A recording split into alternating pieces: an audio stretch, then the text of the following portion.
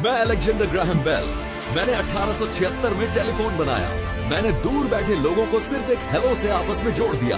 मैं Charles Babbage, father of computer. मैंने 1837 में पहला कंप्यूटर बनाया। मैंने डिजिटल दुनिया की पहली नींव रखी। मैं निकोला टेस्ला। मैंने 1887 में करंट बनाने वाला मोटर बनाया। आज पूरी दुनिया मेरी ही बनाई बिजली पर चल रही है। मैं थॉमस अल्वा एडिसन। मैंने 1879 में रोशनी देने वाला बल्ब बनाया। मैंने रात को दिन में बदल दिया और दुनिया को उजाला दिया।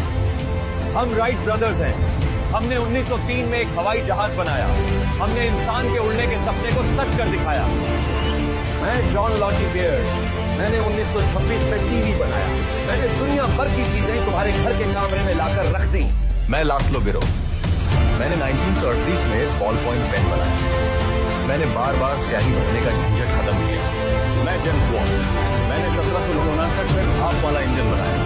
मैंने दुनिया को मशीनों की ताकत दी, जिससे सब कुछ तेज हो गया। मैं गुग्लियल्मो मार्कोनी। मैंने 1895 में रेडियो बनाया।